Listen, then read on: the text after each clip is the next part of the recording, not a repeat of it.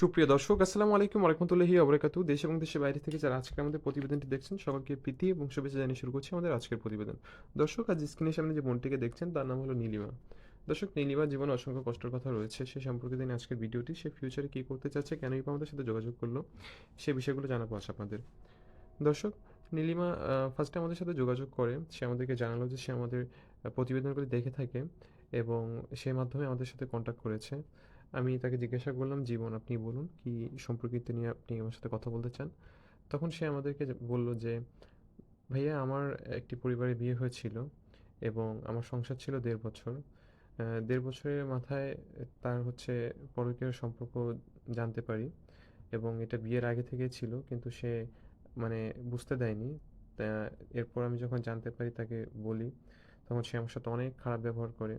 এর মাঝে অনেক কিছু ঘটে যায়।"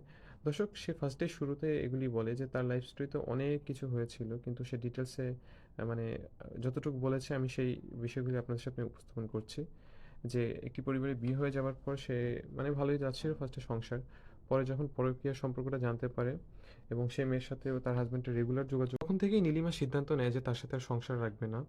এরপর নীলিমা অনেক চেষ্টা করেছিল ১ম এ সংসার টিকিয়ে রাখার জন্য। সে বলেছে, "ভাই, আমি যথেষ্ট চেষ্টা করেছি, জানি মানে আমার সংসারটা তার সাথে থাকুক বা সংসার করি।"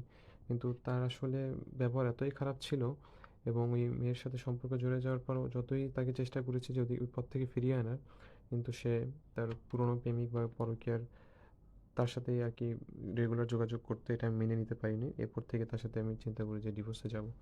তখন বললাম যে, "বোন, আপনার তখন যখন তার সাথে সংসার ছিল আপনার কি কোনো ছেলেমেয়ে হয়েছিল?" সে বলল যে, "না ভাই, আমার কোনো বেবি হয়নি। আমার ১.৫ বছরের সংসার ছিল। অ্যারেঞ্জ ম্যারেজ ছিল, ফ্যামিলি থেকে দিয়েছিল। এরপর এগুলো জানার পর পরিবারকে জানাই। এরপর পরিবার ফার্স্টে বলছে যে সংসার করার জন্য, মানে যেভাবে আরকি বলে বাবা-মা সেভাবে বলেছিল। এখন আমি তার সাথে যখন হচ্ছে না সবকিছু, তখন ডিভোর্সে যাই। এখন আবার আমি সিদ্ধান্ত নিয়েছি যে বিয়ে করব। আপনাদের ভিডিও দেখে খুব ভালো লাগে। যদি ভালো কোনো মনের মানুষ বা ভালো মানুষ থেকে থাকে যে আমার দায়িত্ব নিতে পারবে এবং আমারকে মেনে নিতে পারবে আমার মতো করে, তার সাথে সংসার শুরু করতে চাই।" তখন বললাম যে, "বোন, এটা কি আপনি একদম ফুললি সাপোর্ট করছেন? এখন বিয়ে করবেন?" সে বলল, "জি ভাই, আমি জেনে শুনেই বুঝে সিদ্ধান্ত নিয়েছি।" তার ফ্যামিলি মেম্বারকে জিজ্ঞাসা করতে বললাম, কথা তাদের সাথে হলো।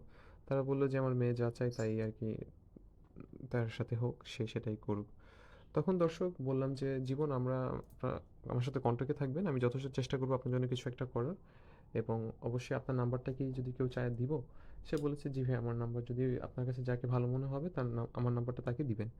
দর্শক, নীলিমা মূলত মূল বিষয়টা হচ্ছে তার যখন সংসার শুরু হয়, এখন সে আপনার ৬ মাসের মতো মানে সম্পর্কটা ব্রেক হয়ে আসে। ৬ মাস হয়েছে, ডিভোর্স হয়েছে, ৬ মাস প্লাস আমাদেরকে জানালো যেটা। এখন সে আবার চাচ্ছে যে মেয়ে মানুষ যেহেতু নতুন করে সংসার শুরু করতে।